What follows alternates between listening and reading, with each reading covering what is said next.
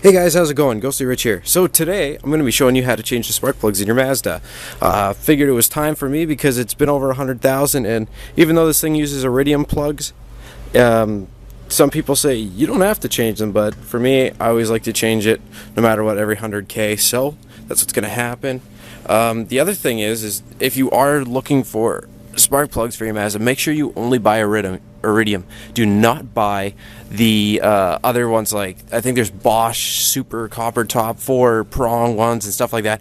Don't put those in. I've heard horror stories about them throwing check engine lights, so you might want to watch out for that. And plus they can do things at idle because the computer system and stuff like that. So I would highly recommend you only put in iridium spark plugs. Alright, other than that, it's going to be pretty easy. All you really need is a socket set. I also suggest that you have a spark plug tool. The reason why is these do use a coil, so the plugs might be countersunk a little deep. I haven't gotten in there yet, so I don't know for sure. And if it is, you don't want your plug falling into the chamber, right? So what this has is it actually has a cushion that holds on to it. Let's see if I can actually throw this up in the light and show you here. Alright, it's not, you can't really see it, but there's a cushion that's on the inside, and what it does, it holds onto the top of the spark plug so it doesn't break when you're dropping the spark plug in.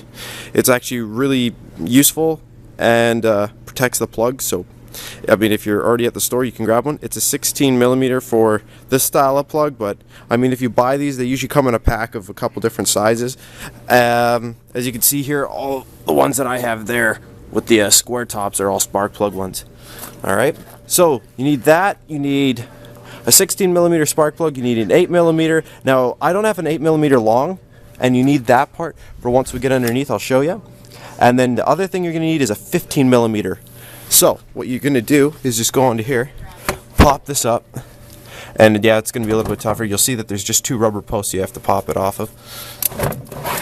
And once you do that, put that off to the side, you can see we have our coils here, but on top of two of the coils, we're going to have a 15mm post that hold that cover on. So first thing you're going to need to do is put your 15mm on, pop these two off. From there, what you should do is unplug each of the coils, and after you unplug each of the coils, remove this one on each. This is an 8mm. I don't have an 8mm long, so I'll be using an 8mm box wrench. And then after you do that, we're going to be removing these coils.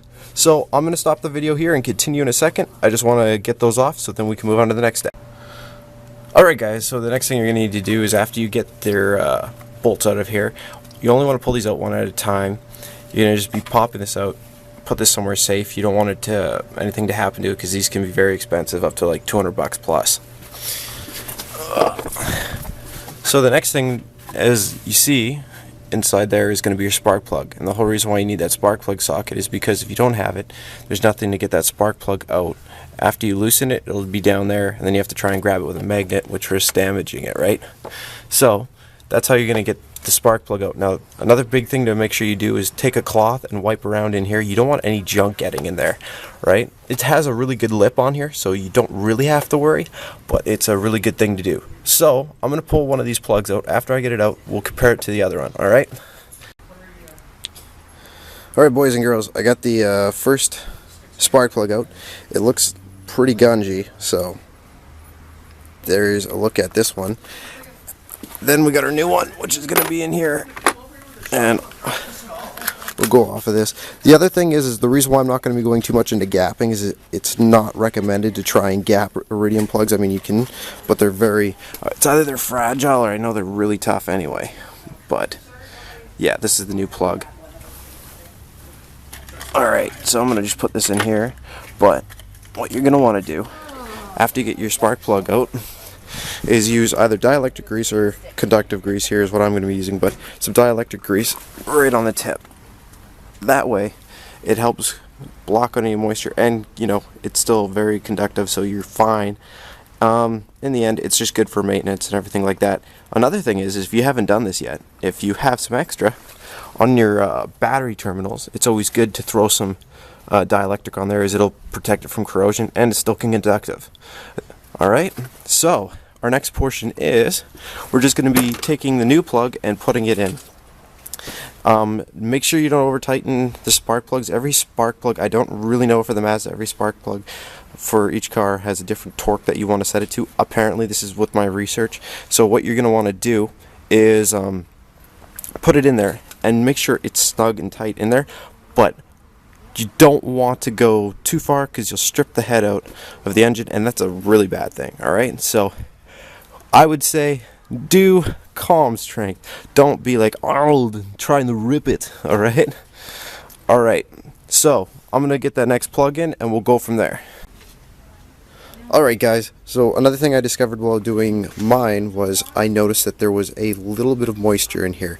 Now that's from the boot leaking a bit, so I'm going to be keeping an eye on that. So if you encounter this when you're taking your coils out and you notice some moisture on here, watch it. Like in the end of the month, afterwards, if you pull this out and you find more moisture on any of these, then what you're going to want to do is replace the boot with the Mazda. The boot is replaceable.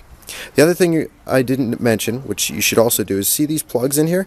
If you can, throw a little bit of dielectric grease on those, or you could throw it on the plug side, just so once again, you're protected against corrosion. That's what you're majorly fighting. So after you're done, you get these all tightened in, all you're going to be doing is taking the coil, snugging that back on to the spark plug, and then you're going to tighten each one of these down to make sure they're nice and tight.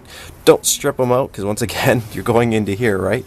So go as tight as you can, but be very careful. Don't go Arnold with it, right? So once you get it all tightened down, then it's pretty easy. Just put your posts back on, and after you put the two black posts back on, slap the cover on and start your car. Although before you slap the cover on and put the posts on, you can always just tighten these up and make sure all your injectors are in, or sorry, not your injectors, your coils are plugged in, so that way you don't throw any check engine lights or anything like that. So make sure these are all plugged in, these are all tightened down, and then give her a fire and see if it works all good and fine.